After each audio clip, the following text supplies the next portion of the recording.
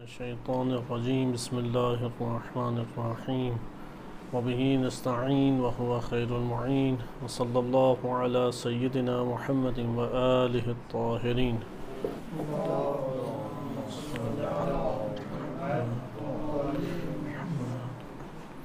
سیاست امیر المومنین علیہ السلام کے موضوع پہ آپ کی خدمت میں نہج البلاغہ کے تناظر میں گفتگو پیش کی جا رہی تھی۔ ہم نے ایک حصے کو نہج البلاغہ کے جو حکام میں بالا سے تعلق رکھتا ہے امیر المومنین علیہ السلام کے دور میں، اس کو اختتام پذیر کیا، اور اس کے بعد ہماری گفتگو منتقل ہوئی کہ امام علی علیہ السلام کے دور کے کیا مسائل تھے۔ یعنی امام علی علیہ السلام نے 5 سال حکومت کی، تقریباً 5 سال۔ اس 5 سالہ حکومت میں امام علیہ السلام نے کن کن مسائل کو اپنی ریاست اور اپنی اسلامی حکومت میں حل کیا، اور کون کون سے مسائل مختلف صورتیں اختیار کر کے ایک فتنہ بن گئے۔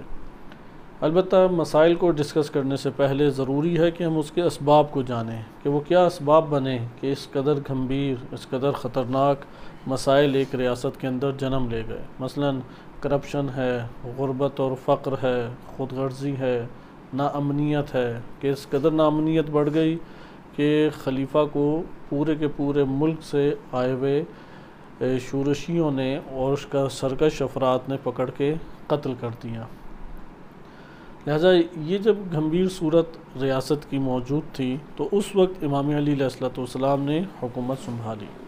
ہم انشاءاللہ آج خطبہ شقشقیہ کے ذیل میں دیکھیں گے کہ خلیفہ سوم کا دور کیسا تھا، کیونکہ آپ نے گزشتہ درس میں خلیفہ اول و خلیفہ دوم کے اوپر جو نقد ایک امام علی علیہ السلام کی بنتی ہے وہ آپ نے ملاحظہ کی۔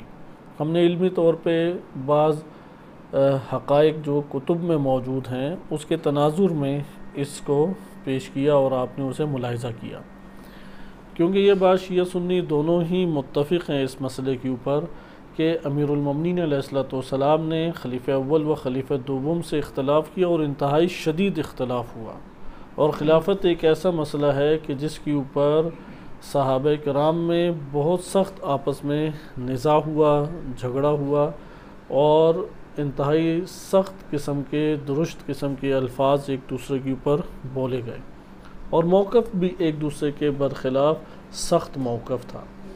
اہل سنت کتب میں جو تصویر کشی ہے وہ ہم جان چکے ہیں، اور قبلاً اشارہ بھی گزر چکا ہے کہ اہل سنت میں بنو امیہ کے دور میں جو خلافت ہے اس سے متعلق احادیث جمع کی گئیں، بلکہ پورے ہی تمام ہی دین کے اعتبار سے بنو امیہ کے دور میں احادیث کو جمع کیا گیا، اور ان افراد سے جمع کیا گیا جو بنو امیہ کی حکومت سے سازگار تھے، بالخصوص تابعین میں اس کا بہت زیادہ خیال رکھا گیا، اور جس کے اوپر امام علی علیہ السلام کی محبت کا ذرہ برابر بھی الزام تھا اسے شیعہ ایک اصطلاح بنا کے یا روافض کی اصطلاح بنا کے محدثین کے درمیان اس کے اوپر ایک انہوں نے مثلاً آپ یہ کہہ لیں کہ تالا لگا دیا، یا اس کو ایک متہم قرار دے دیا کہ جب تک اس کی صفائی پیش نہ ہو جائے کاملاً اس سے حدیث نہیں لے سکتے۔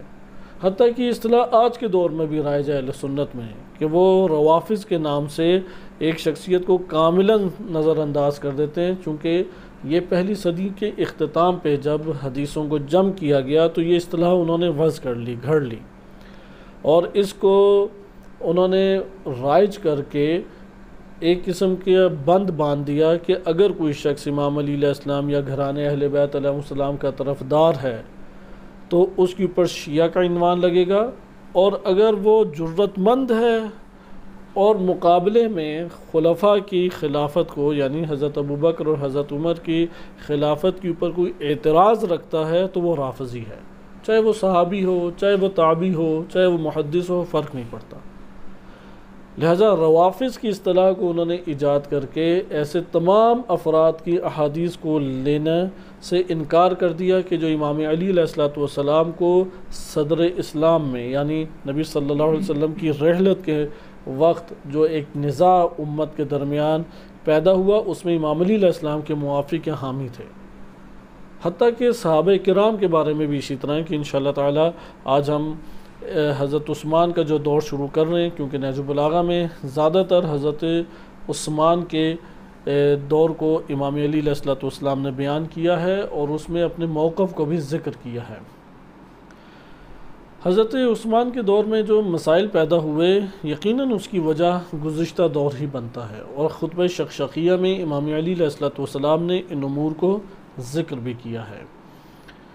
حضرت عثمان کی شخصیت کو نہج البلاغہ کے تناظر میں ہم چند دروس کے درمیان دیکھیں گے، تاکہ وہ تمام حالات ہمارے ساتھ مضبوط ذرائع سے آ سکیں، اور ہماری کوشش ہے کہ فقط صحیح سند روایات لا سکیں۔ لہذا بس یہاں پہ ہمیں یہ بات معلوم ہوگی، اگر آپ اہل سنت کتب سے صحیح سند روایات کو جمع کر کے اگر مطالب کو لانا چاہیں تو یہاں پہ ہمارے لیے مشکل ہے کہ منصفانہ تجزیہ تحلیل کر سکیں، کیونکہ ایک تو اموی دور میں حدیثیں جمع ہوئیں، نمبر دو جو اموی مزاج یا اموی رجحان رکھنے والے تابعین و صحابہ تھے انہی سے حدیثیں لی گئیں، نمبر تین امام علی علیہ السلام کے شدید طرفداروں سے حدیثیں لینے سے انکار کر دیا گیا روافظ کے نام سے، ان کے لیے روافظ کی ایک اصطلاح جعل کی گئی، وضع کی گئی، گھڑی گئی، اور امام علی علیہ السلام کے موافق جو صحابہ تھے ان سے بھی زیادہ حدیثیں نہیں لی گئیں،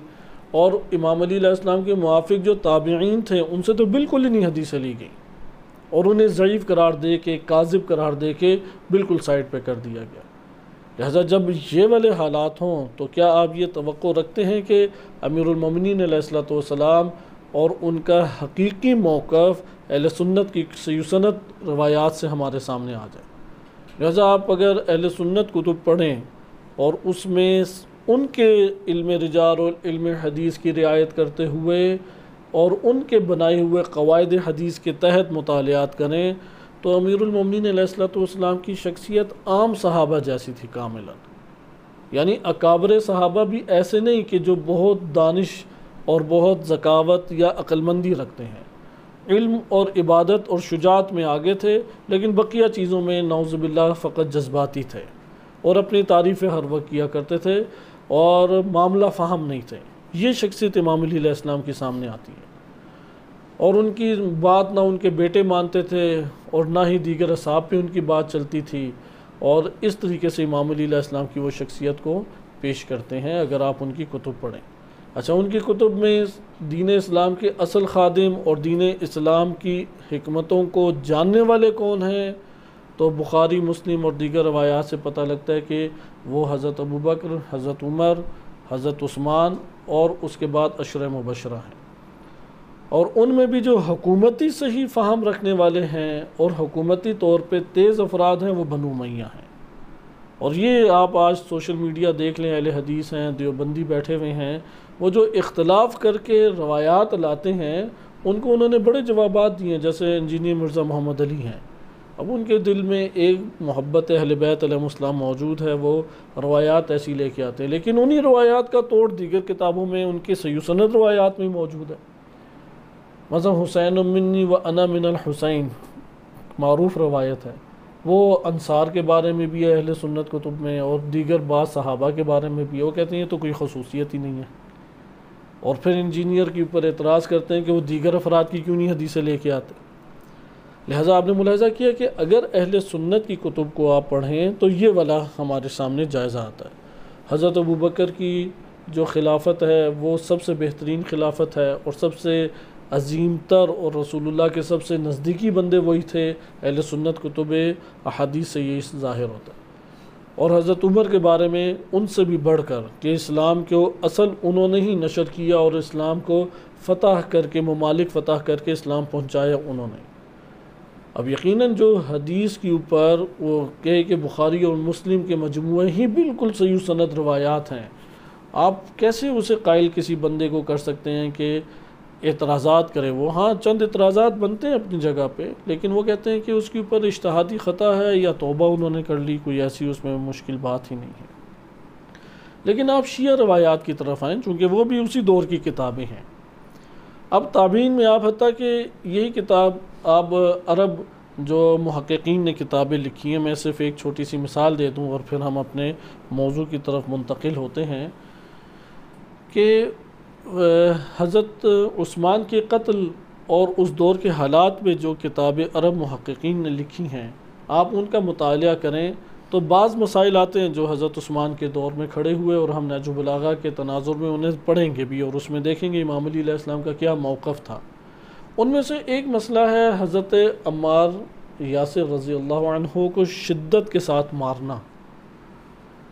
اب اس کا تذکرہ اوائل کتب میں ہے، دوسری صدی ہجری کے، یعنی نبی اکرم صلی اللہ علیہ وسلم کی صدی کے ساتھ جو صدی ہے اسی میں، جیسے تاریخ المدینہ عمر بن شبہ کی کتاب ہے اس میں متعدد روایات موجود ہیں، طبری یا اس طرح دیگر کتب میں یہ اختلاف موجود ہے۔ اب جو ان باتوں کو لکھ رہے ہیں وہ مسئلہ کیسے حل کر رہے ہیں؟ حضرت عثمان کا انہوں نے بچاؤ کرنا ہے اور حضرت عثمان کا دفاع کرنا ہے۔ دفاع کرتے ہوئے پہلی بات لکھی کہ میں نے یہ ساری حدیثیں پڑھی ہیں، اس میں ایک بھی صحیح سند روایت نہیں ہے، جبکہ ضعیف اسانید کو جمع کر کے حسن لغیرہ کی اصطلاح اہل سنت میں پائی جاتی ہے، یا بعض اوقات صحیح لغیرہ کی اصطلاح کے عنوان سے محدثین میں اصطلاحات رائج ہیں، ضعیف کاملا نظر انداز نہیں کی جا سکتی۔ اگر اس کا جبران ہو جائے تو وہ مختلف صورتوں میں مختلف اصطلاحات کے طور پہ محدثین میں اہل سنت کے قبول ہے، لیکن اس نے بہرحال کہا کہ کوئی حدیث صحیح سند نہیں ہے، اگرچہ کئی طرق سے تاریخی کتابوں میں حدیثی کتابوں میں یہ واقعہ ہے۔ دوسرا اس نے جواب دیا کہ اگر بالفرض ہم اسے مان لے ٹھیک بھی تھا تو اس میں عیب بھی کیا ہے؟ حضرت عثمان جو ہے وہ حضرت عمار سے بڑھ کر ہیں، اور یقیناً عمار سے کوئی ایسا مسئلہ کھڑا ہوا ہوگا اور کوئی غلطی سرزد ہوئی ہوگی کہ حضرت عثمان جیسے بندے جو ہیں وہ غصے میں بھپر گئے اور انہوں نے ان کے اوپر حملہ کیا اور کہا کہ بلا شک و شبہ حضرت عثمان افضل ہیں، اور آپ اہل سنت کتب سے ہی فضائل عثمان کے اوپر حدیثیں لے کے آئیں اور فضائل عمار یاسر کے اوپر آپ حدیثیں لے کے آئیں اور اس کا آپس میں موازنہ کریں، تو جو لب و لہجہ رسول اللہ صلی اللہ علیہ وسلم کا ہے اور حدیثوں کا مضمون جناب عمار یاسر کے لیے ہے وہ قطعاً حضرت عثمان کے لیے نہیں ہے۔ اور اگر خدمت کے اعتبار سے بھی دیکھیں تو حضرت عثمان مثلا جنگ بدر میں ان کی شرکت نہیں ہے، کیونکہ ان کی جو زوجہ ہیں جناب رقیہ وہ بیمار تھیں۔ انشاءاللہ ہم اس کے بارے میں بھی پڑھیں گے کہ الکافی میں روایت ہے کہ جناب رقیہ نبی صلی اللہ علیہ وسلم کی طرف بیٹی ہونے کی نسبت موجود ہے، تو الکافی کی معتبر روایت میں وارد ہوا ہے کہ حضرت عثمان نے انہیں مار مار کے قتل کیا، لیکن اہل سنت میں اس کے کسی اور طرح سے شواہد ملتے ہیں، اشارے ملتے ہیں، لیکن واضح طور پہ ہمارے کتب میں ملتا ہے۔ لیکن وہ اس سخت حالت میں تھے جناب رقیہ اور بدر میں لڑنے نہیں گئے، لیکن عمار یاسر انہوں نے مکی زندگی سخت گزاری، بدر میں موجود تھے۔ احد میں اہل سنت متفق ہیں کہ حضرت عثمان فرار کر گئے، لیکن پھر کہا کہ نہیں، قرآن نے ان کی آیت اتار دی کہ اللہ نے معاف کیا، لیکن ہمارے یاسر تو نہیں فرار کر گئے، وہ تو موجود تھے، لہٰذا کوئی تقابل آپس میں نہیں بنتا۔ اتنی فضیلت ہے جناب عمار کی، لیکن یہ جو لکھنے والے ناقد ہیں اور دفاع کرنے والے ہیں انہوں نے کہا کہ نہیں، یقیناً حضرت عمار سے کوئی ایسا مسئلہ سرزد ہوا جس کی وجہ سے حضرت عثمان نے انہیں مارا اور وہ برحق تھے، حضرت عثمان برحق تھے۔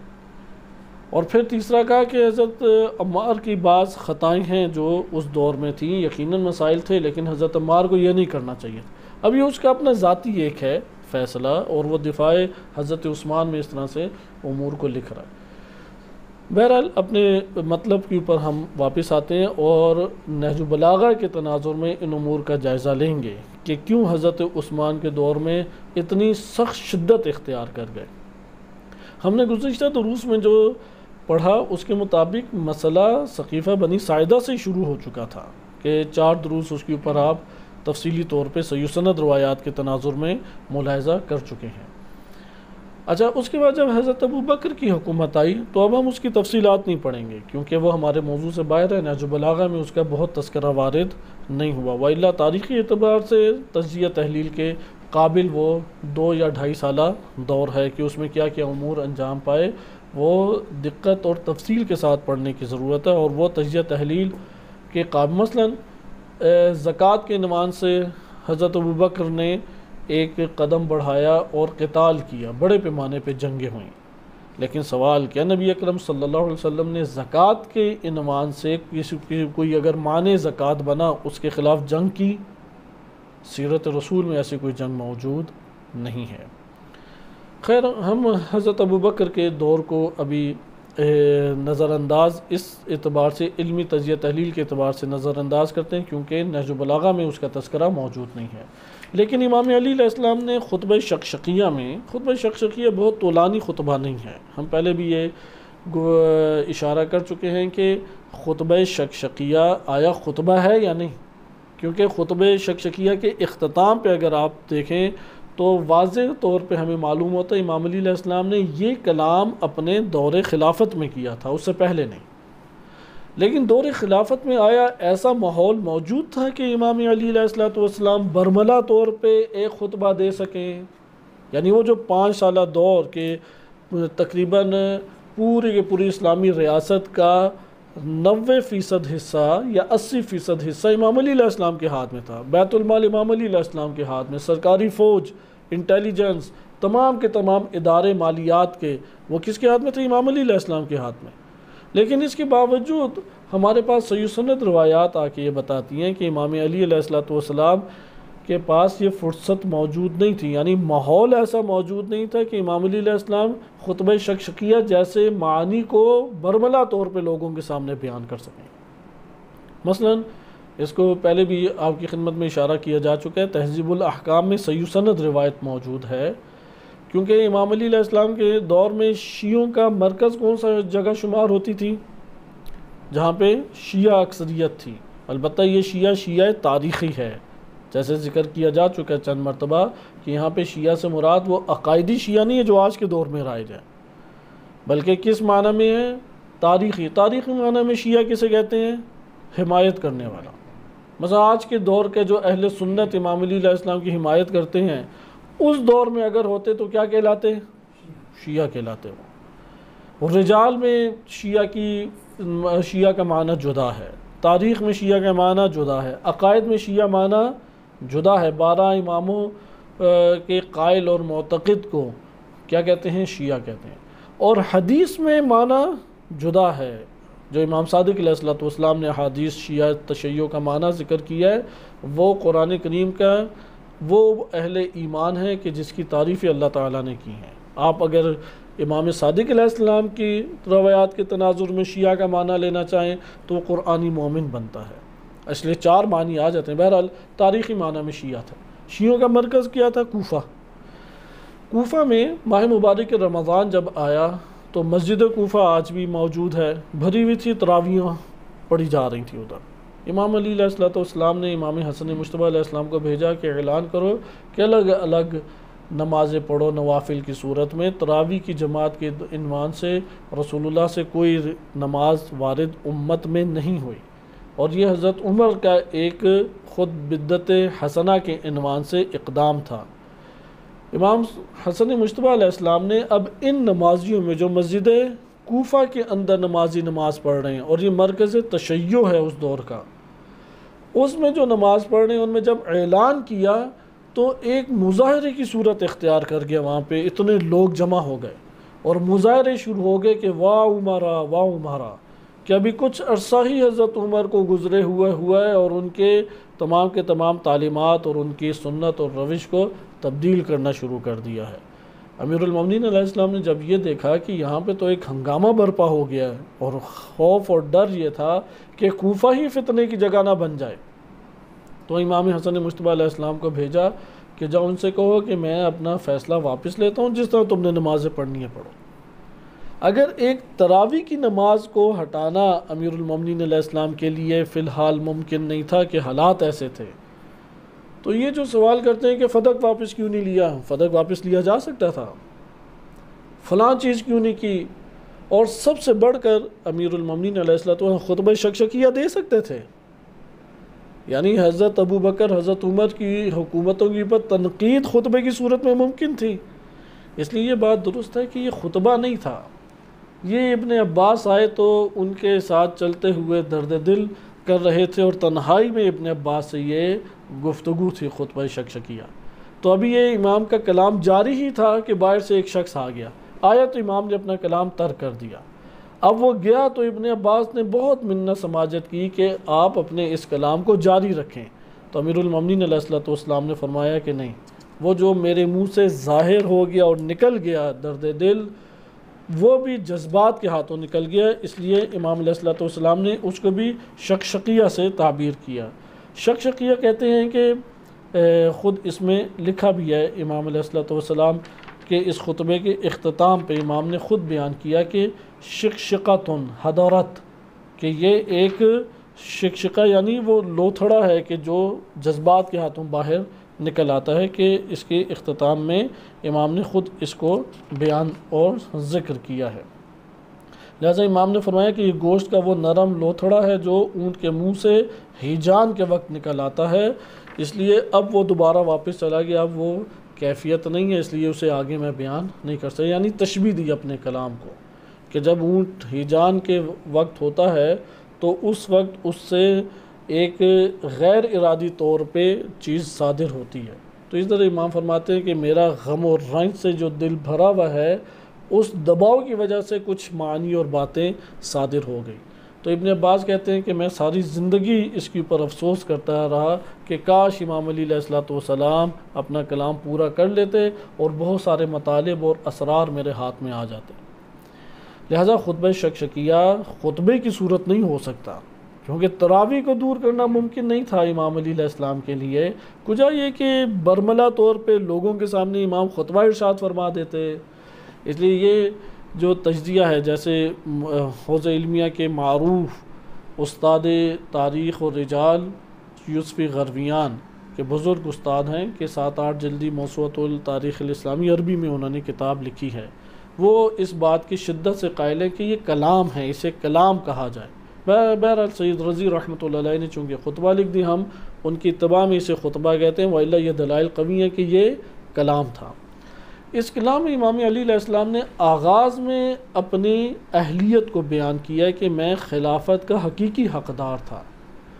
خلافت کے حقدار ہونا قبائلیت کے عنوان سے نہیں تھا، جیسا کہ سقیفہ بنی ساعدہ میں قومیت اور قبائلیت کی اساس پہ خلافت کو تقسیم کیا گیا۔ امام علی علیہ الصلوۃ والسلام اس بات کے قائل نہیں تھے کہ قومیت اور قبائلیت کے عنوان سے چونکہ میں بنی ہاشم ہوں یا اولاد فاطمہ چونکہ جناب سیدہ سلام اللہ علیہ سے تعلق رکھتی ہیں، اس لیے حتماً ان کو امامت ملنی چاہیے۔ نہیں، ان میں اہلیت تھی، قابلیت تھی، اس لیے امام نے فرمایا دو مثالیں اپنے لیے دیں، دو امام نے مثالیں دیں۔ ینحدر عنی السیل، کہ میں وہ بلند ترین پہاڑ ہوں کہ اس کے اوپر سے سیلاب نیچے جاتا ہے اور سب کو سیراب کرتا ہے، یعنی ان میں سے کوئی ایسی شخصیت موجود ہی نہیں ہے کہ جو میری برابری کر سکے۔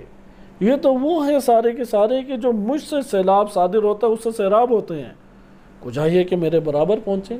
یا امام نے فرمایا کہ میں وہ چوٹی ہوں پہاڑ کی کہ پرندہ اس تک پر نہیں مار سکتا، یعنی کوئی خلافت کے موضوع پہ میرے مقابل آنے کی اصلاً اہلیت ہی نہیں رکھتا۔ جو بھی آئے گا وہ کئی اعتبارات سے وہ یعنی اس کے نقائص اور اس کے مقابل کے اعتبار سے امام علی علیہ السلام کے فضائل اس کے اوپر غالب آ جائیں گے۔ لہٰذا یہ دو جب مثالیں دے دی تو امام علیہ السلام پھر خطبہ شقشقیہ میں آئے کہ میری کیفیت کیا تھی جب بنی ساعدہ میں مجھ سے خلافت لے لی گئی، کیونکہ نبی اکرم صلی اللہ علیہ وسلم نے واضح الفاظ میں امیر المومنین علیہ السلام کو خلیفہ بنایا اور اللہ تعالیٰ کے حکم سے بنایا کہ صحیح سند روایات مکتب تشیع کی کتب میں تواتر کے ساتھ آئی ہیں، اور اہل سنت میں بھی بعض وہ روایات تواتر کے ساتھ آئی ہیں، جیسے من کنتم مولا فہذا علی مولا۔ آیا یہ ولایت حبی ہے، آیا یہ ولایت خلافت ہے، ولایت مثلاً اطاعت ہے، کون سی ولایت ہے؟ یا ولایت آقائیت ہے؟ اس میں شیعہ قائل ہیں یہ ولایت حکومت و خلافت ہے، اہل سنت قائل ہیں کہ یہ ولایت حبی ہے، محبت کے اعتبار سے۔ بہرحال خطبہ شقشقیہ کا پہلا جز اور پہلا حصہ آپ نے ملاحظہ کیا۔ دوسرے حصے میں امام علی علیہ السلام نے اپنی کیفیت بتائی ہے کہ کیا کیفیت تھی میری کیفیت ایسی تھی کہ جیسے تیز آندھی اور جھکڑ جب چلتا ہے تو آنکھوں میں گرد و غبار بھر جاتا ہے اور نوکیلے تنکے جو ہیں نا چھوٹے چھوٹے وہ گھس جاتے ہیں، تو تب کس قدر جلن ہوتی ہے آنکھ میں، انسان ہر چیز چھوڑ کے دونوں ہاتھوں سے اپنی آنکھوں کو ملتا ہے، تو وہ جو تکلیف کی ایک کیفیت ہے، اور دوسرے اس کے ساتھ تشبیہ دی کہ اگر کسی کے گردن کے اندر ہڈی پھنس جائے اور سانس اس کا رک کے رہ جائے تو اسے پھندے ڈلے ہوئے اپنے گردن میں محسوس ہوں، تو اس طرح کی میری کیفیت تھی کہ رنج و غم کے پھندے ڈلے ہوئے تھے، اور اتنا میرا سینہ جلن اور اذیت اور کرب سے بھرا ہوا تھا کہ جیسا کہ کسی کی آنکھوں کے اندر تنکے گھس جائیں اور وہ بار بار اسے چبھوئے۔ البتہ تیسری فضیلت وہ میں ذکر نہیں کر سکا کہ امام نے فرمایا کہ خلافت میں اس ریاست کے اندر میری مثال ایسی ہے جیسا کہ چکی جب گھومتی ہے تو وہ ایک کیلی پہ گھومتی ہے، وہ کیلی اگر ہٹا دیں تو پوری چکی بیٹھ جائے گی۔ اسی طرح اسلامی معاشرہ جس حکومت اور حاکم کے ساتھ چل سکتا ہے وہ میری ذات ہے، اس کو ہٹا دو گے تو معاشرے میں فتنے فساد برپا ہو جائیں گے۔ بہرحال امام نے اپنی اذیت کی کیفیت کو بیان کرنے کے بعد تنقید کی ہے۔ پہلی تنقید ہے حضرت ابوبکر کی خلافت پہ، دوسری تنقید ہے حضرت عمر کی خلافت پہ، اور تیسری تنقید ہے حضرت عثمان کی خلافت پہ۔ حضرت عثمان کی جو تنقید ہے خلافت کے اوپر اور ان کے دور کے جو مسائل ہیں ہم وہ اسی جگہ پہ پڑھیں گے، اور اس کے بعد تفصیلات بعض خطبوں میں جیسے آگے آئے گی، تو اس طرح ہمارا سفر حضرت عثمان سے پھر امام علی علیہ السلام کی جنگوں کی طرف منتقل ہو جائے گا۔ ہماری کوشش ہے کہ اس دوران ہم ضعیف و سند روایات کو نہ لے کے آئیں شیعہ کتابوں سے۔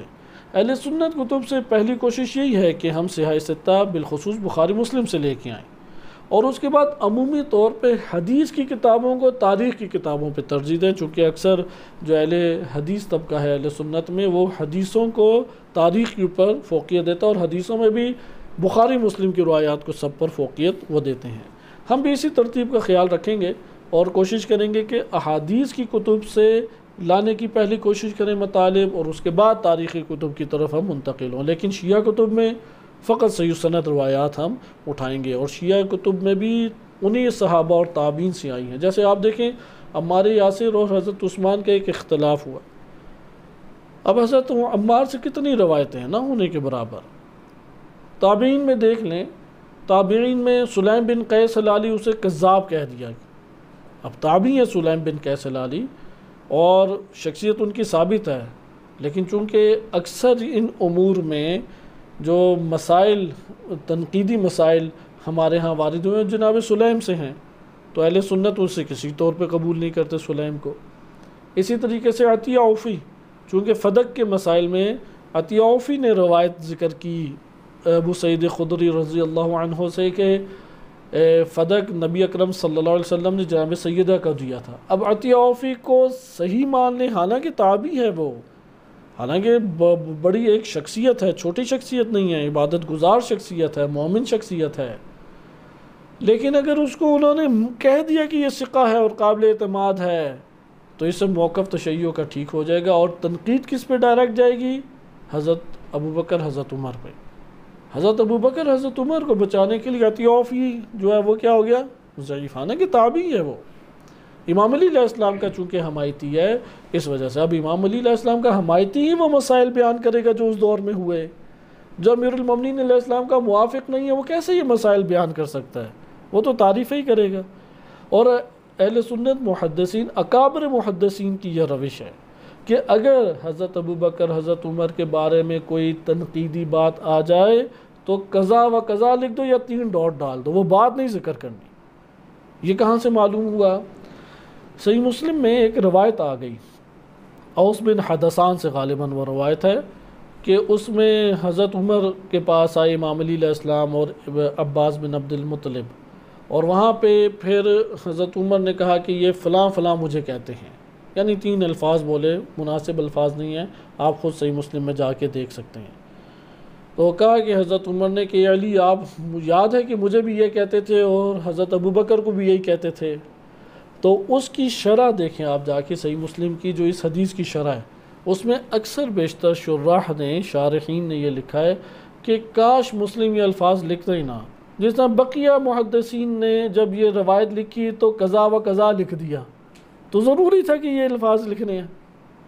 اب مجھے بتائیں جب روش اگر یہ ہو تو آپ مجھے بتائیں کیسے وہ والے مسائل آئیں گے کہ جو سخت تنقیدی مسائل بنتے ہیں؟ بالآخر شیعہ کتب میں ہی پھر وہ والی باتیں آئیں گی، اور صحیح سند کا معیار شیعہ کتب سے لے لیں اور اس کو انشاءاللہ ہم مد نظر رکھیں۔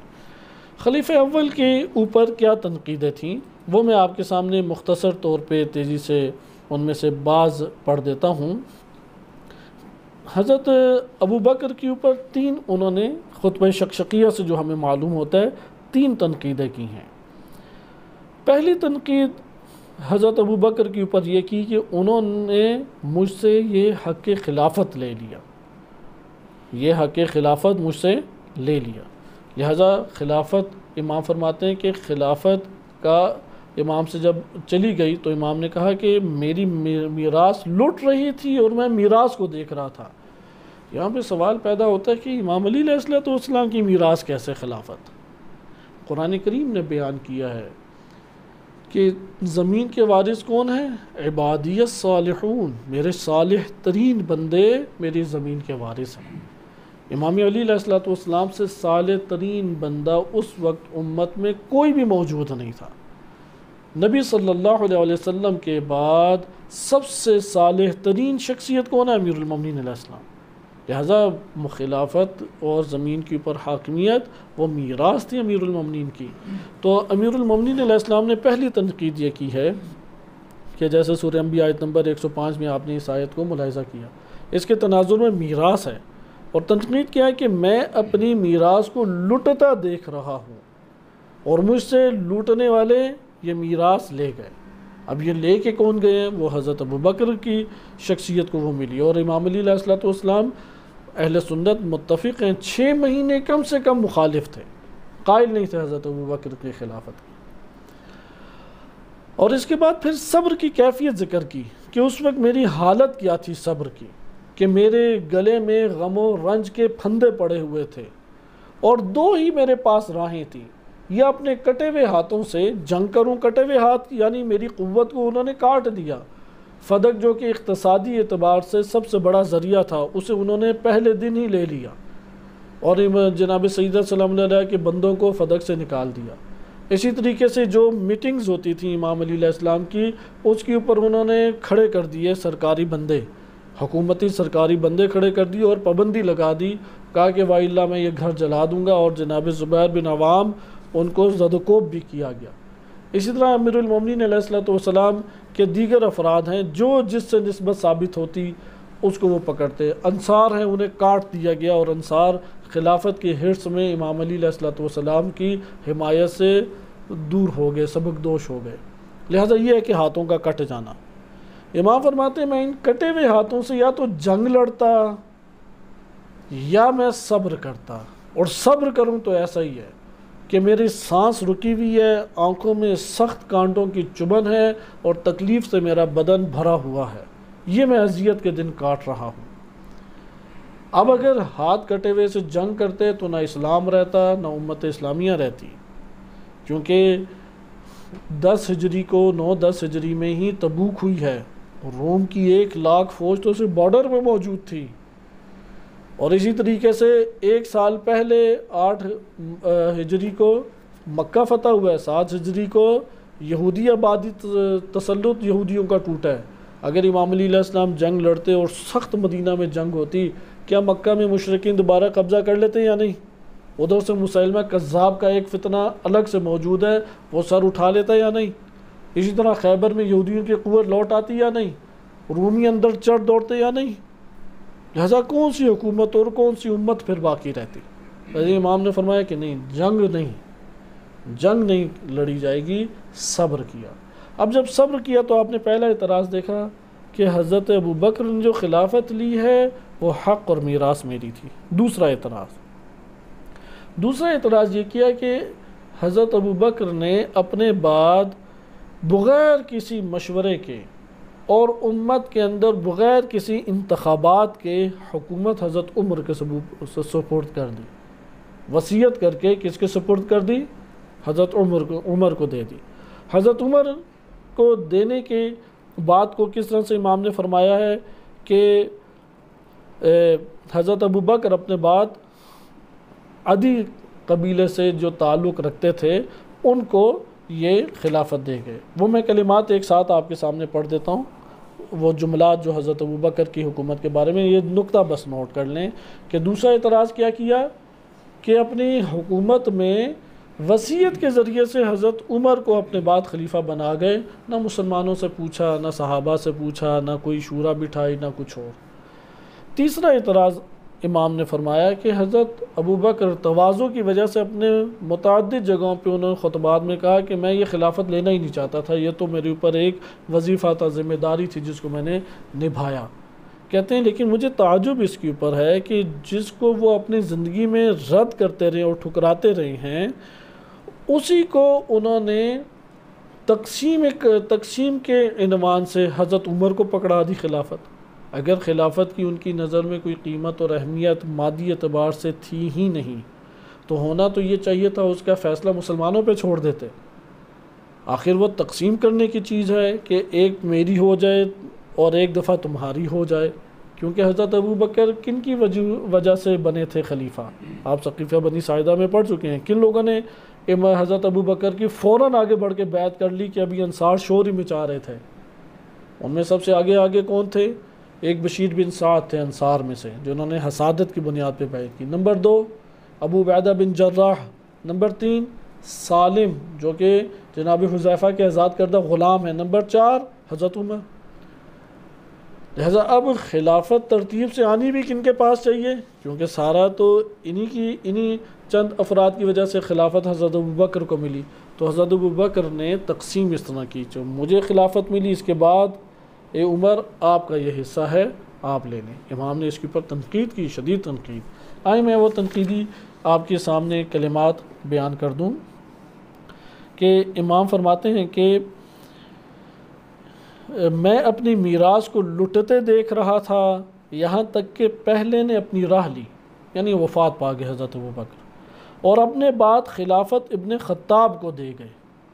اور اپنے بعد خلافت کس کو دے گئے؟ ابن خطاب کو۔ یہ تنقید کے طور پہ کہہ رہے ہیں۔ اور پھر یہ شعر پڑھا، شتان ما یوم علی کورہا، کہ ایک وہ دن تھے کہ جب میں مارا پھرا کرتا تھا، صحیح ہے، پھرتا ہوں، کہ نہ مجھے کوئی مددگار ملتا ہے اور نہ کوئی میرے دلجوئی کرتا ہے، اور میں سختی اور مصیبت میں وقت گزار ہوں۔ وَيَوْمَ حَيَّانَ أَخِي جابر، حیان جو ہیں وہ ایک یہ ضرب المثل بن چکی ہے۔ حیان جو ہیں یمامہ میں بنی حنیفہ قبیلے سے تعلق رکھنے والا ایک شخص ہے حیان۔ یہ شخص اپنے قبیلے کا سردار تھا اور اس کا ایک بھائی ہوا کرتا تھا اور بھائی کے ساتھ ایک خادم تھا۔ تو یہ بھائی اور خادم دونوں اپنے حیان کے ساتھ، جو کہ قبیلے کا سردار کا، اس کے ساتھ ساتھ رہتے تھے، تو ساتھ ساتھ رہنے کی وجہ سے بڑے آرام دہ زندگی بسر کرتے تھے، کھاتے پیتے رہتے تھے، عزت شہرت انہیں ملتی تھی، جہاں جاتے تھے وہاں پہ استقبال ہی ہوتا تھا کیونکہ حیان کے ساتھ ہیں۔ تو امام نے اس سے فائدہ اٹھایا کہ ایک وہ دن تھے کہ جابر کا جو بھائی ہے حیان، اس کے ساتھ ہونے والا، یعنی جو حیان کے ساتھ تھا اس کے کیا تھے؟ بڑے ہی بہترین دن تھے۔ اور ایک آج کا دن ہے کہ میرے سر کے اوپر یہ پڑ چکی ہے کہ مارا پھر رہا ہوں۔ اس سے مراد یہ کہ ایک وہ دن تھے جب نبی اکرم صلی اللہ علیہ وسلم کا دور تھا کہ گھر پہ آیت تطہیر میرے پڑھی جاتی تھی، انما یرید اللہ لیذھب عنکم الرجس۔ ایک وہ دن تھے کہ جب کرار غیر فرار کے لقب دیے جاتے تھے۔ ایک وہ دن تھے کہ جب نبی صلی اللہ علیہ وسلم طرح طرح کے فضائل سے مجھے نوازتے تھے، پوری امت میں میرا مقام سب سے بلند تھا۔ اور ایک آج کے دن ہیں کہ کیا میرے اوپر جفا اور ستم ڈھائے گئے ہیں۔ اچھا، یہ کہا اور پھر کہا کہ تعجب ہے، تیسرا دیکھیں اعتراض، وہ زندگی میں تو خلافت سے سبکدوش ہونا چاہتا تھا، یعنی حضرت ابوبکر اپنی زندگی میں تو خلافت سے سبکدوش ہونا چاہتے تھے، لیکن اپنے مرنے کے بعد اس کی بنیاد دوسروں کے لیے استوار کر گئے۔ بے شک ان دونوں نے سختی کے ساتھ خلافت کے تھنوں کو آپس میں بانٹ لیا، یعنی دونوں نے، حضرت ابوبکر اور حضرت عمر نے سختی کے ساتھ خلافت کے تھنوں کو پکڑ لیا۔ ادھر اونٹنی کے تھنوں سے تشبیہ ہے جو عربی میں عبارت ہے، یعنی اس سے خوب فائدہ انہوں نے جو اٹھایا، وہ اٹھا سکتے تھے وہ انہوں نے اٹھایا۔ اچھا، اب اس کے بعد حضرت عمر کا دور۔ حضرت عمر کے دور کے بارے میں امیر المومنین نے خطبہ شکشکیہ میں 4 اعتراضات کیے ہیں، 4 اعتراضات۔ اس کو میں تیزی سے آپ کے سامنے صحیح سند بعض روایات سے پڑھوں گا جو مکتب تشیع میں وارد ہوئی ہیں۔ اہل سنت کی طرف ابھی ہم نہیں جاتے، اگرچہ ادھر بھی صحیح سند روایات آپ کو مل جاتی ہیں۔ 4 اعتراضات امام علی علیہ السلام کے حضرت عمر کی خلافت کے بارے میں کیا تھے؟ کیونکہ آج کل جب اہل سنت ریاست مدینہ کہتے ہیں تو اس سے مراد نبی اکرم صلی اللہ علیہ وسلم کی خلافت نہیں ہوتی، جیسے ہمارے ملک میں نیازی صاحب نے یہی نعرہ لگایا۔ تو نیازی صاحب سے جب تفصیل پوچھی گئی تو انہوں نے کہا کہ ریاست مدینہ جو حضرت عمر کے دور میں تھی، بہرحال حضرت عمر کے دور والی بھی ریاست مدینہ کی کوئی اس کے قریب بھی نہیں ہے اس حکومت کی بات۔ جیسے ابھی پاکستان کے ایک محسن، حقیقی معنی میں محسن، ڈاکٹر عبدالقدیر خان صاحب اس دنیا سے رخصت ہوئے ہیں، تو ان کا آخری گلہ یہ تھا کہ نیازی صاحب نے تو مجھے ایک فون نہیں کیا، نہ ان کے جنازہ پہ آئے، نہ کوئی پروٹوکول دیا۔ حالانکہ پاکستان کی بقا واقعاً عبدالقدیر خان کی ہی بدولت ہے کہ ایک کارنامہ انجام دیا، لیکن ہمارے اس ملک اور حکمرانوں کی ستم ظریفی دیکھیں کہ ان کو ایک مجرم بنا کے اس دنیا سے رخصت کرنے کے انہوں نے راہ ہموار کی۔ بہرحال یہاں پہ آپ ملاحظہ کریں کہ خلافت ریاست مدینہ اور آئیڈیل ترین حکومت کہتے ہیں حضرت عمر بن خطاب کی، اہل سنت میں بالخصوص رائج ہے۔ ہم یہ نہیں کہتے کہ اس میں کوئی اچھائیاں تھیں، نہیں، کیونکہ آپ کسی بھی دور کو کاملاً ایسی تنقید کا نشانہ نہیں بنا سکتے کسی بھی حکومت کو، حتیٰ کہ بنو امیہ کی حکومت، مثلا بنو امیہ کی حکومت میں امنیت کاملاً آ گئی۔ معاویہ ابن ابی سفیان کے دور میں کوئی قتل و غارت نہیں ہوتی تھی، مذہبی تعصب اصلاً موجود ہی نہیں تھا بنو امیہ کے دور میں۔ عیسائی، یہودی، زندیق جسے آپ سیکولر کہتے ہیں، جو آج کل یونیورسٹیز میں بڑھتے چلے جا رہے ہیں، عام تھے سیکولر۔ اسی طرح بنو امیہ کے دور میں ترجمے ہونا شروع ہو گئے، وہ جو یونانی علمی میراث تھی وہ مسلمانوں کی کتاب خانوں اور لائبریریوں میں آ گئی۔ عبادت گزار کے لیے کوئی مشکل نہیں تھی، حج کے اتنے بڑے جو اجتماعات ہیں وہ تاریخ میں کبھی نہیں دیکھے گئے جو بنو امیہ کے دور میں ہوتے تھے۔ بنو امیہ نے اگر کسی کو پکڑا ہے فقط اس کو پکڑا ہے کہ جو بنو امیہ کی حکومت سے ٹکرایا ہے، بقیہ کو تو کچھ بھی نہیں کہا اس نے۔ لہٰذا اگر آپ نے اسی اعتبار سے دیکھنا ہے تو وہ ساری چیزیں نکل سکتی ہیں، لیکن ہم ابھی اس جگہ پہ امیر المومنین علیہ السلام کی امامت اور خلافت سے مقایسہ کر رہے ہیں۔ ہاں اگر اپنے ملک کی حکومتوں سے مقایسہ کریں تو آپ کو بہت آگے نظر آئیں گی یہ خلافت، بلا شک و شبہ کوئی آپس میں مقایسہ نہیں ہے۔ آج کے دور کی جو دولت اسلامی اور امت اسلامیہ موجود ہے اور جن مسائل اور کرائسس کا شکار ہے، اس کی نسبت عباسی اموی دور جو ہے وہ عروج پہ مادی اعتبار سے نظر آتا ہے۔ اور اگر خلفاء کی بات آ جائے تو وہ جو دینی تقاضے تھے ان میں سے بہت سارے دینی تقاضے آپ کو برپا نظر آتے ہیں، لیکن جب امیر المومنین علیہ السلام کی حکومت اور خلافت سے جب آپ مقایسہ کریں گے تو زمین آسمان کا فرق ہے۔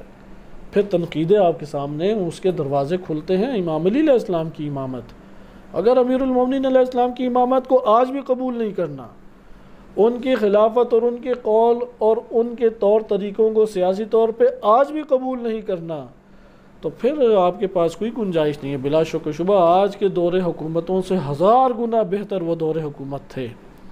مسلمانوں کی شان و شوکت تھی، کو اس وقت انصاف اور قانون رائج ہوا کرتا تھا، جیسا بھی قانون ہے، ہمیں ابھی اس کے اوپر بحث نہیں ہے، چونکہ ہم نے بحث تو تب کرنی ہے کہ جب امام علی علیہ السلام کی حکومت سے مقایسہ ہو۔ آپ کہتے ہیں بدعتیں بہت ساری ایجاد کی گئی، تو آج کے دور میں کم انحرافات اور فحاشی ہے، اور وہ بدعتیں کون سی صورت میں تھی؟ وہ تو ساری کی ساری آ کے عبادتوں کی صورت میں نکلی۔ قانون کو نافذ کیا جاتا یا نہیں تھا؟ ہاں ٹھیک ہے، اعتراض بنتا ہے کہ شدت سے نافذ کیا جاتا، نفاذ تو تھا قانون کا، بھی کہیں قانون، اور اسی طریقے سے دیگر مسائل تھے۔ بہرحال امام علی علیہ السلام کی جب یا نبی اکرم صلی اللہ علیہ وسلم کی حکومت سے جو موازنہ کیا جائے گا تنقید بنتی ہے۔ اگر اس سے موازنہ نہیں کرتے تو پھر تو آپ آج کے دور حکومت یا بعد کے دور حکومتوں سے کرتے ہیں تو یہ آپ کو خلفاء اور بنو امیہ اور بنو عباس ان کی حکومتوں کے دور آپ کو بہت آگے نظر آئیں گے۔ امام علی علیہ السلام نے 4 تنقیدیں کی۔ پہلی تنقید، امام نے پہلی تنقید یہ کی کہ خلافت کو ایک سخت اور درست محل میں رکھ دیا، یعنی خلافت کو اگر کسی نے سنبھالنا ہے تو وہ سختی کے ساتھ اسے یعنی سختی کی جگہ پہ قرار دیا۔ سختی کی جگہ پہ قرار دینے سے امام کی مراد کیا ہے؟ مراد یہ ہے کہ اس قدر سختی کی خلیفہ دوم نے، اس قدر معاشرے میں سختی کی کہ گویا کہ اگر ایک ایسی شے ہے جو ٹھیک ہے سخت ہے، لیکن چھونے میں تو سختی نہیں ہوتی نا ایک چیز کی، مثلا دیوار سخت ہے، لکڑی سخت ہے، رسی سخت ہے، آپ جب اسے چھوتے ہیں تو آپ کو سختی محسوس ہوتی ہے، جب رسی باندھی جائے گی تو تب سختی محسوس ہوگی، جب دیوار گرے گی تو سختی محسوس ہوگی۔ لیکن امام فرماتے ہیں کہ انہوں نے اس قدر سختی کی کہ اس کو چھونے سے ہی سختی محسوس ہوتی تھی، یعنی خلیفہ دوم کے پاس جائے تو سختی میں جکڑا جاتا تھا، اتنی یعنی سختی کے ذریعے سے، پریشر کے ذریعے سے، دباؤ کے ذریعے سے انہوں نے اپنی باتیں منوائی حضرت عمر نے۔ امام کی نظر میں سختی کے ذریعے سے راہ حل نہیں ہے۔ پھر راہ حل کیا ہے؟ یعنی ایک دفعہ عدالت ہے اور ایک دفعہ جو آپ کی نظر میں درست ہے بس اس کو سختی سے آپ برپا کر دیں۔ ابھی انشاءاللہ تعالی بعض میں واقعات آپ کے سامنے پڑھوں گا، اس سے آپ کو معلوم ہوگا۔ یعنی بہت ساری جگہیں ہوتی ہیں جہاں پہ تسامح کی صورت موجود ہے، بہت ساری ایسی جگہیں جہاں پہ آپ عدالت کے تقاضوں کے تحت حد جاری کرتے ہیں، بہت ساری ایسی جگہیں کہ جہاں پہ آپ فرصت مہیا کرتے اور مہلت ایک نو دیتے ہیں۔ بہرحال پہلا اعتراض امام علی علیہ السلام کا یہ ہے کہ جس کے چرکے کاری تھے اور اس قدر سختی کی کہ چھونے سے یہ درستگی اور سختی محسوس ہوتی تھی۔ دوسری کہتے ہیں، دوسرا جو اعتراض کیا امام علی علیہ السلام نے کہ بات پہ ٹھوکر کھانا اور پھر عذر کر لینا، صحیح ہے، پھر عذر کر لینا، یعنی اب ملک کے جب حالات اور معاملات ہوتے ہیں آپ کو ان معاملات میں فیصلے کرنے پڑتے ہیں یا نہیں؟ اب فیصلے کیے تو غلط فیصلے ہوئے اور وہ غلطی پکڑی بھی گئی تو اس میں صرف معذرت کے اوپر اکتفا کر لینا، اور یہ قلیل نہیں ہے، کثیر ہے، بار بار ٹھوکریں کھانا اور پھر عذر کر لینا۔ تیسرا امام علیہ السلام نے جو تنقید تیسری کی کہ جس کا خلیفہ دوم حضرت عمر بن خطاب سے واسطہ پڑ جائے، سابقہ پڑ جائے، تو پھر اس کی حالت کیسی ہوتی ہے؟ وہ دو حالتوں سے خالی نہیں ہے۔ وہ تشبیہ دیکھیں امام نے جو تشبیہ بیان کی ہے کہ اگر حضرت عمر کے حلقے میں آ گیا اور ان کے دائرے میں آ گیا تو دو میں سے بات خالی نہیں ہے۔ یا تو اس کی مثال ایسی ہوگی کہ ایک اونٹنی کے اوپر اس کی ناک میں مہار ڈال کے اونٹنی کے اوپر سوار بندہ ہے، وہ اونٹنی کو تیزی سے کھینچتا ہے اور خوب اتنا کھینچتا ہے کہ اس کا منہ اوپر ہو جاتا ہے اونٹنی کا، اور اس کھینچنے کی وجہ سے اس کے تھنے جو ہے نا وہ چیرے جاتے ہیں، صحیح ہے، زخم بن جاتے ہیں اور چیرے جاتے ہیں۔ اس سختی سے پھر جہاں وہ چاہتا ہے اونٹنی کو لے جاتا ہے۔ تو اس سے مراد یہ ہے کہ حضرت عمر کے ماتحت یا تو ایسا ہے کہ اس طرح سے اس کے اوپر دباؤ اور پریشر ڈالا اور اتنی اس کو سختی کی کہ پھر جہاں پھیرنا چاہو اسے پھرایا، یا دوسرا ہے کہ اب تھنے کٹ گئے، اب وہ ڈوری ڈالنے کی جگہ ہی نہیں ہے اور بھاگ گیا ہے، ڈھیلی پڑ گئی۔ اب جب ڈھیلی پڑ گئی تو یہ بفری ہوئی اونٹنی اپنے اوپر بیٹھے ہوئے کو بیٹھے رہنے دے گی یا اسے اٹھا کے پھینکے گی؟ تو یہ ہے کہ اگر یا دوسری صورت یہ ہے کہ جس کو حضرت عمر نے ڈھیل دی تو ایسی ڈھیل دی کہ وہ مہلکوں اور ہلاکت گاہوں میں جا کے گر گیا۔ چوتھی تنقید یہ کی کہ کہتے ہیں کہ یہ جو اوپر کے 3 مسائل میں نے بیان کیے ہیں، قسم بخدا اس کی وجہ سے لوگ گمراہ ہو رہے ہیں، کجروی میں مبتلا ہو گئے، یعنی گمراہی میں لوگ مبتلا ہو گئے۔ نمبر 2، بعض ہیں کہ جو متلون مزاج ہو گئے، رنگین مزاج ہو گئے اور خوب عیش و عشرت کرنے لگے۔ اور نمبر 3، بعض ہیں کہ جو بہرا روی کا شکار ہو گئے، یعنی بعض ہیں کہ جو دین اسلام سے خارج ہو گئے، بعض ہیں کہ جو عیاشیوں میں مبتلا ہو گئے، اور بعض ہیں کہ جو فسق و فجور کی راہ کے اوپر لگ گئے۔ آئیں اب ہم اسے دیکھتے ہیں کہ یہ جو نوعیت بیان کی گئی ہے اس میں روایات اہل بیت علیہ السلام جو صحیح سند روایات ہیں اس کے اعتبار سے صداقت کیا ہے۔ ایک تو میں مغیرہ بن شعبہ کا آپ کو واقعہ اہل سنت کتب سے بیان کر چکا ہوں، ایک واقعہ میں تیزی سے آپ کی خدمت میں ذکر کرتا ہوں جو کہ ہمارے ہاں وارد ہوا ہے صحیح سند روایات میں، روضۃ الکافی میں یہ وارد ہوا ہے، اور اجلہ صحابہ سے وارد ہوا ہے کہ امام صادق علیہ السلام سے عبداللہ بن سنان نے سنا۔ میں چند واقعات تیزی سے پڑھ کے حضرت عثمان کی طرف منتقل ہوتا ہوں۔ عبداللہ بن سنان کہتے ہیں کہ امام صادق علیہ السلام نے فرمایا انصار کی ایک خاتون تھی۔ انصار اور مہاجرین کے مسائل جو ہیں یہ کافی چلتے رہے، ہم اس کے سابقہ دروس میں پڑھ چکے ہیں۔ مدینہ دو حصوں میں تقسیم ہوتا تھا، انصار اور مہاجرین۔ 80% انصار تھے کیونکہ جگہ ہی ان کی تھی، مہاجرین قلیل تھے جو مکہ سے آئے ہوئے تھے۔ انصار کی ایک خاتون تھی اور وہ اہل بیت علیہ السلام سے محبت کا اظہار کیا کرتی تھی اور تعہد بڑا پڑا کرتی تھی، ہمارے اوپر ان کی محبت واجب ہے، ان کی اطاعت کرنی چاہیے، اس طرح کی۔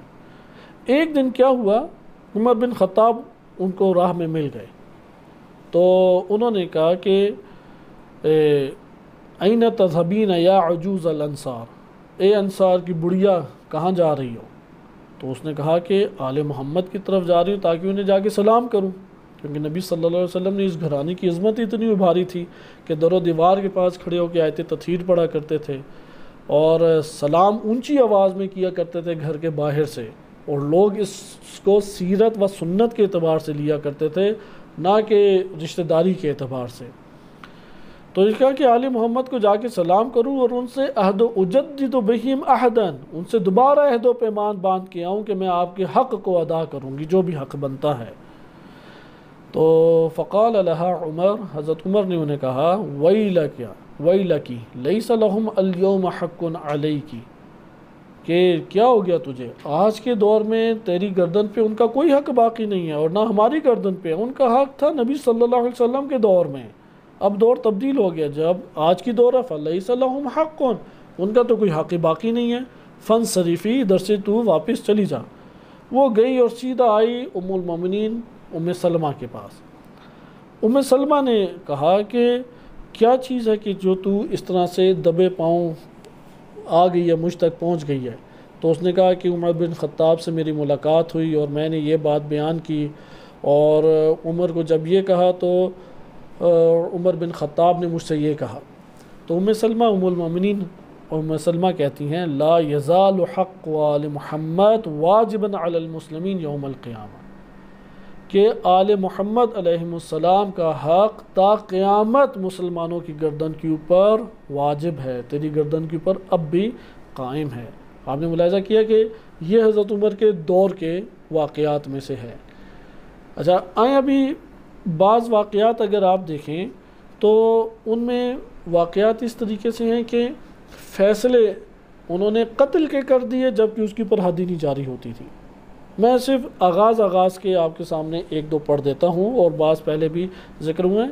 الکافی اور تہذیب دونوں میں روایت وارد ہوئی ہے اور صحیح سند اجلہ صحابہ سے ہے۔ امام صادق علیہ السلام فرماتے ہیں کہ ایک خاتون کو، لڑکی کو، جوان لڑکی کو حضرت عمر کے پاس لایا گیا اور اس کے اوپر گواہ بھی یہ تھے کہ یہ خاتون ہے، اس نے زنا کیا ہے، اور اس کا پھر ایک واقعہ بیان کیا کہ یہ یتیم لڑکی تھی اور ایک شخص کے پاس تھی، اور وہ شخص جو ہے وہ اکثر بیشتر اپنے گھر بار سے غائب رہا کرتا تھا، یعنی اس کی سرپرستی، وہ چونکہ تجارت وغیرہ کسی اور کام کی وجہ سے گھر نہیں ہوتا تھا، تو اس سے فائدہ اٹھاتے ہوئے اس لڑکی نے کسی سے کیا کر لیا، نعوذ باللہ زنا کر لیا۔ ہوا یہ اصل میں تھا کہ یہ جو یتیم بچی تھی وہ مومن مرد تھا، یعنی اچھی پرورش کرتا تھا اور اکثر بیشتر باہر ہی رہتا تھا۔ اب یہ جیسے جیسے یتیم لڑکی بڑی ہوئی ہے تو یہ خوبصورت تھی، جوان ہو گئی، خوبصورت تھی، تو اس مرد کی زوجہ کو خطرہ لاحق ہوا کہ کہیں اس سے شادی نہ کر لے، تو اس وجہ سے اس نے پکڑا اس کو اور اس کی بکارت کو زائل کر دیا اور خواتین کو اس کے اوپر گواہ بنایا، اور اس طرح سے اس لڑکی کو پکڑ کے لیا اور کہا کہ یہ خواتین اور ان افراد ہیں اور انہوں نے یہ گواہی دی اور قبیلے والے تھے۔ تو حضرت عمر نے تو فیصلہ کر دیا کہ یہ تو زانی ہے اور اس کو سنسار کیا جائے۔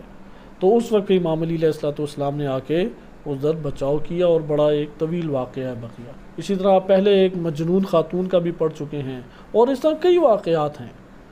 ان واقعات سے ہمیں یہ معلوم ہوتا ہے کہ امام علی علیہ السلام کی بات درست ہے کہ جگہ جگہ پر ٹھوکر کھانا اور پھر عذر کر دینا، عذر پیش کر دینا۔ اسی طرح اور مواقع ہیں کہ جن میں حضرت عمر نے فیصلے کیے اور ان فیصلوں میں ایک تنقیدی پہلو بنتے ہیں۔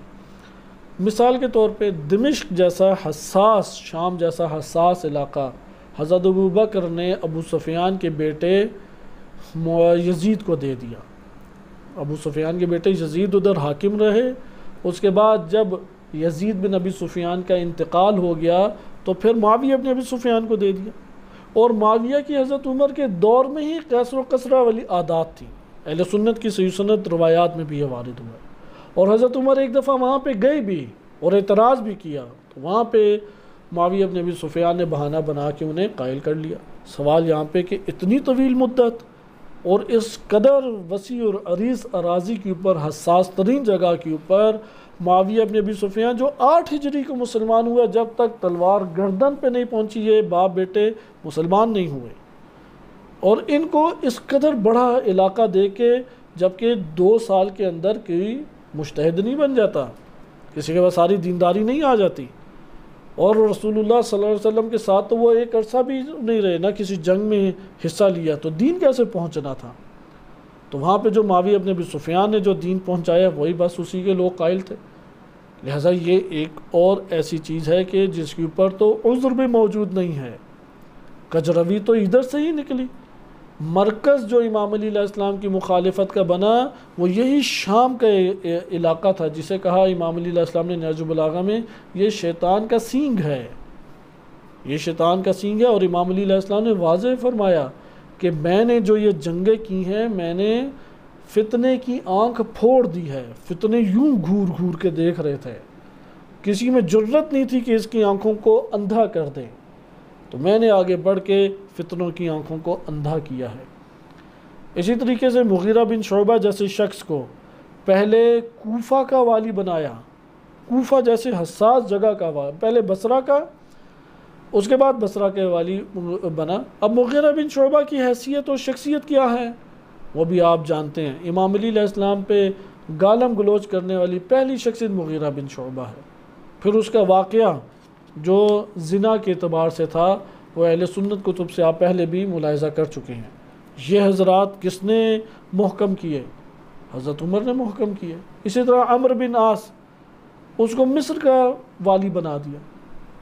مصر جیسی جگہ کے اوپر عمرو بن عاص ہے کہ جس نے وہاں پہ سلطنت کی اور وہاں پہ اپنے قدم جمائے، اور اسی جگہ پہ معاویہ نے عمرو بن عاص کے ذریعے سے مصر کو قابو کیا۔ جیسا کہ ہر ملک کے اندر ایک ایسا شہر یا ایسا صوبہ یا ایسا علاقہ ہوتا ہے جس سے ملک کا 60-70% حصہ چلتا ہے۔ جیسے پاکستان میں کون سا علاقہ ہے؟ جیسے پاکستان کا 60-70% حصہ چلتا ہے کراچی ہے۔ امام علی علیہ السلام کے دور پہ مصر تھا، معاویہ نے عمرو بن عاص کے ذریعے سے مصر کو قابو کیا۔ اب اس کو کس نے قوی کیا تھا؟ عمرو بن عاص کو۔ سیاست میں ان سب کو قوی کرنے والی شخصیات خلیفہ دوم حضرت عمر بن خطاب ہیں، اس لیے امام علی علیہ السلام نے یہ اعتراض کیا، اپنے دور حکومت میں ہی ان سب چیزوں کی طرف اشارہ کیا۔ حضرت عثمان کی طرف آ جائیں، اور حضرت عثمان کا بقیہ ہم انشاءاللہ تعالی تفصیلی طور پہ جو جائزہ لیں گے ان کی شخصیت کا اور ان کے دور حکومت اور طرز حکومت کا نہج البلاغہ کے آئینے میں، اور مکتب اہل بیت علیہ السلام کی صحیح سنت روایات کے آئینے میں، تو اس کو ہم دیکھیں گے۔ لیکن آپ شورا سے آغاز امام نے اعتراض کو کیا، اس لیے امام فرماتے ہیں میں تیزی سے وہ حصہ پڑھ دوں کہ جو حضرت عمر بن خطاب کی خلافت پہ تنقید تھی اور حضرت عثمان کی طرف پھر آتے ہیں۔ امام فرماتے ہیں کہ اس نے خلافت کو ایک سخت و درشت محل میں رکھ دیا، یعنی خلیفہ دوم نے، جس کے چرکے کاری تھے، جس کو چھونے سے ہی درشتگی محسوس، سختی محسوس ہوا کرتی تھی، جہاں بات بات میں ٹھوکر کھانا اور پھر عذر کرنا، جس کا اس سے سابقہ پڑے وہ ایسا ہے جیسے سرکش اونٹنی کا سوار کہ اگر مہار کھینچتا ہے تو اس کی ناک کا درمیانی حصہ ہی شگافتہ ہو جاتا ہے، یعنی اگر وہ اکڑ دکھاتا ہے حضرت عمر کے سامنے تو اتنی سختی ہوتی، اتنی سختی کہ بیچارہ سہ نہیں سکتا، اور اگر باغ کو ڈھیلا چھوڑ دیتا ہے تو وہ اس کے ساتھ مہلکوں میں پڑ جائے گا۔ اس کی وجہ سے بقائے عزت کی قسم، یعنی اللہ کی قسم، لوگ کج روی، سرکشی، متلون مزاجی اور بہرا روی میں مبتلا ہو گئے۔ میں نے اس طویل مدت اور شدید مصیبت پر صبر کیا، یہاں تک کہ دوسرا بھی اپنی راہ کو لیا، یعنی حضرت عمر بن خطاب کی وفات ہو گئی، اور خلافت کو ایک جماعت میں محدود کر گیا۔ حضرت عمر نے کہاں محدود کیا؟ ایک خلافت کو ایک جماعت میں، اور مجھے بھی اس جماعت کا ایک فرد خیال کیا کہ مجھے بھی اس جماعت کا حصہ حضرت عمر نے بنا دیا۔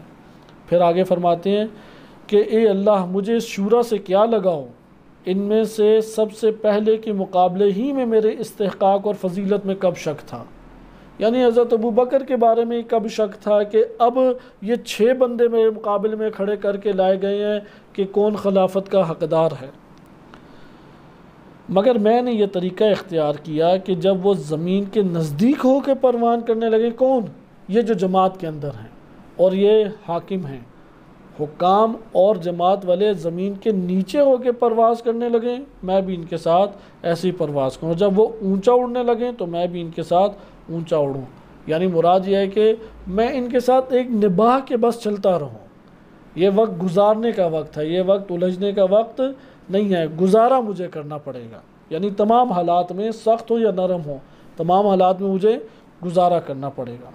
ان میں سے ایک شخص تو کینہ اور عناد کی وجہ سے مجھ سے منحرف ہو گیا، واضح طور پہ عناد کیا، یہ غالباً اشارہ جناب طلحہ کی طرف ہے، اور دوسرا دامادی اور بعض ناگفتابے باتوں کی وجہ سے ادھر جھک گیا، یعنی یہ حضرت عثمان کی طرف ہے اشارہ، یہاں تک کہ اس قوم کا تیسرا شخص پیٹ پھلائے سرگی اور چارے کے درمیان کھڑا ہوا، اور اس کے ساتھ اس کے بھائی بند اٹھ کھڑے ہوئے جو اللہ کے مال کو اس طرح نگلتے تھے جس طرح اونٹ فصل ربی کا چارہ چرتا تھا۔ ابھی آگے سلسلہ ہے گفتگو کا، لیکن اسے بعد میں پڑھیں گے۔ شورا کو دیکھیں، شورا کے حوالے سے انشاءاللہ اگلے درس میں آپ کی خدمت میں خطبہ شکشقیہ کے تناظر میں گفتگو کی جائے گی۔ شورا کیا تھی؟ حضرت عمر بن خطاب کو جب ابو لولو فیروز اس نے خنجر کے وار کیے، 6-7 وار کیے، جن میں سے ایک زیر ناف لگا اور وہی ان کے قتل کا باعث بنا۔ حضرت عمر بن خطاب جب سخت زخمی حالت میں تھے تو اب سننے کو باتیں مختلف آ رہی تھیں، کیونکہ آپ سقیفہ بنی ساعدہ کے ہی حدیث بخاری سے جو حدیث پڑھی اس میں ہم پڑھ چکے ہیں کہ کون خلیفہ بننا چاہ رہا تھا حضرت ابو بکر کی مانند؟ ادھر کس کا نام آیا تھا؟ جناب طلحہ کا نام آیا تھا اس وقت۔ حضرت جناب طلحہ چونکہ بنی تمیم سے تعلق رکھتے تھے، جس قبیلے سے حضرت ابو بکر کا تعلق تھا، اس لیے وہ اپنی خلافت کو شروع سے ہی دیکھ رہے تھے۔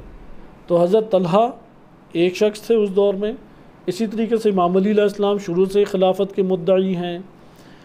اب حضرت عمر کے ساتھ بنی ثقیفہ میں کون کون تھا؟ بنی ثقیفہ میں حضرت ابو بکر کے ہاتھوں میں بیعت جنہوں نے کی، ان میں کون کون بنیادی طور پہ سامنے تھا؟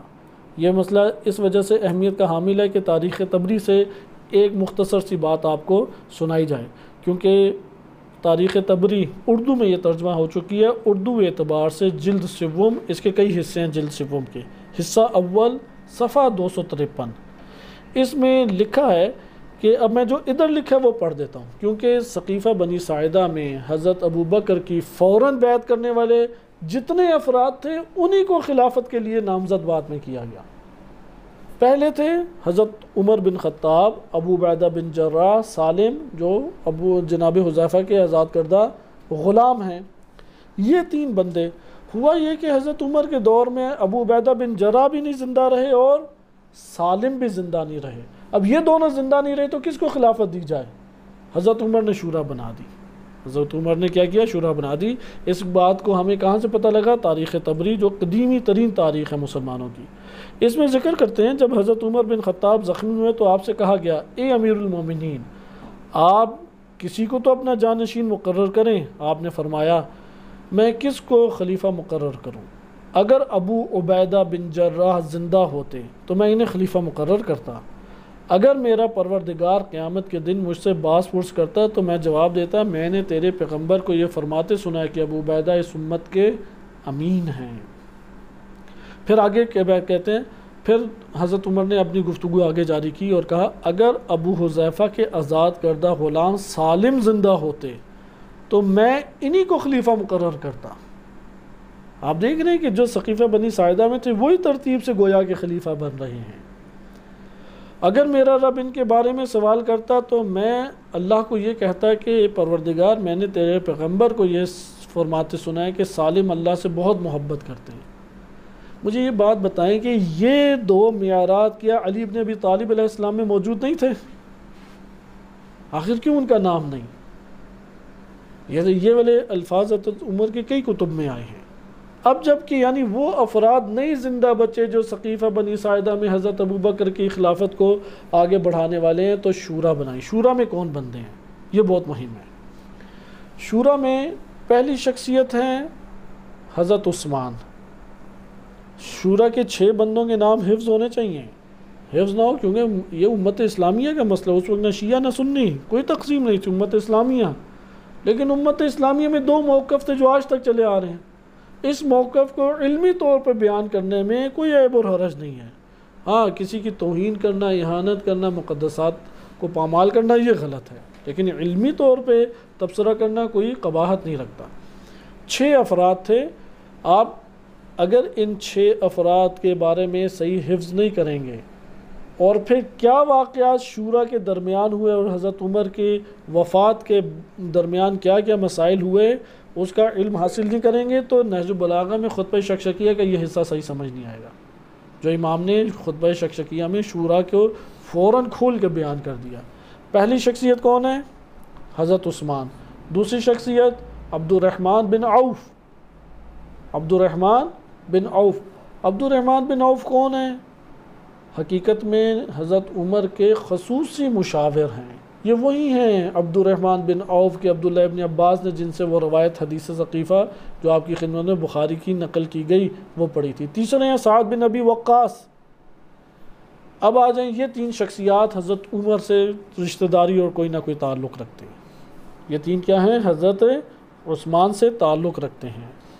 ان میں تینوں میں بزرگی کس کو حاصل ہے حضرت عمر بن خطاب کی نظر میں؟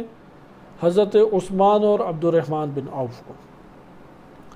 اچھا، اب یہ تو 3 ہو گئے، عثمان، عبد الرحمن بن عوف اور سعد بن ابی وقاص۔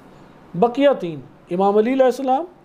امام علی علیہ السلام کے ایک رشتہ بنتا ہے جناب زبیر بن عوام سے، کیونکہ زبیر بن عوام عبد المطلب کی جو بیٹی تھی آصفیہ، غالباً آصفیہ نام ہے، ان کی نسل سے ہیں۔ یعنی زبیر بن عوام داتکوں کی طرف سے امام علی علیہ السلام کے رشتہ نانکوں کی طرف سے کیا ہیں؟ رشتہ دار ہیں۔ اور تیسری شخصیت ہے طلحہ۔ طلحہ تو پہلے دن سے ہی خواب دیکھ رہے ہیں نا خلافت کے، اور امام علی علیہ السلام سے شروع سے ہی ٹکراؤ رکھتے ہیں، شروع سے طلحہ کیا ہیں؟ ٹکراؤ رکھتے ہیں۔ اب یہ 6 بندے ہیں، ان 6 میں سے جس کو زیادہ ووٹ ڈلیں گے وہ خلیفہ ہو جائے گا۔ جب یہ شورا بنائی گئی تو انشاءاللہ آپ اگلے درس میں یہ والی بات آپ کو بیان کی جائے گی تبریحی سے، کہ جیسے ہی یہ شورا بنائی گئی امیر المومنین علیہ السلام نے فوراً تبصرہ کرتے ہوئے کہا کہ مجھے خلافت نہیں ملتی، فوراً یہ کہا۔ طلحہ تو سائڈ پہ ہو گئے، حضرت عثمان کو اپنا ووٹ دے دیا، اور زبیر بن عوام انہوں نے طلحہ کے مقابلے میں امام علی علیہ السلام کو اپنا ووٹ دے دیا۔ سعد بن ابی وقاص وہ دستبردار ہو گئے اور کہا کہ جو عبد الرحمن بن عوف فیصلہ کریں گے وہی میرا ہے۔ عبد الرحمن بن عوف اور عثمان بن عفان اور علی بن ابی طالب، یہ 3 شخصیات رہ گئی۔ اگلے درس میں انشاءاللہ تفصیلی گفتگو آئے گی، اس کا خلاصہ ذکر کر دوں تو انہوں نے پھر ایک موقف پیش کیا، عبد الرحمن بن عوف نے پیشکش کی، کہا کہ اے علی، کیا آپ کو اگر خلافت مل جائے آپ اللہ اور اس کے رسول اور شیخین حضرت ابوبکر حضرت عمر کی سیرت اور سنت پہ عمل کریں گے؟ امام علی علیہ السلام نے فرمایا اللہ اور اس کے رسول اور اپنی رائے پہ عمل کروں گا۔ کہا کہ شیخین؟ انہوں نے کہا نہیں، ان کے اوپر عمل نہیں کروں گا۔ پھر حضرت عثمان کو کہا کہ آپ اللہ اور اس کے رسول اور حضرت ابوبکر حضرت عمر ان کی سیرت اور سنت پہ عمل کریں گے اور فیصلے کریں گے، خلافت ان کی طرز پہ کریں گے؟ انہوں نے کہا بالکل۔ تو عبد الرحمن بن عوف نے ہاتھ کھڑا کر دیا کہ عثمان خلیفہ ہے، اور اس طرح امام علی علیہ السلام کو دستبردار کر دیا گیا۔ یہ شورا کا واقعہ ہے، بقیہ انشاءاللہ اگلے درس میں ملاحظہ کریں گے۔ صلی اللہ علیہ سیدنا محمد و آلہ الطاہرین۔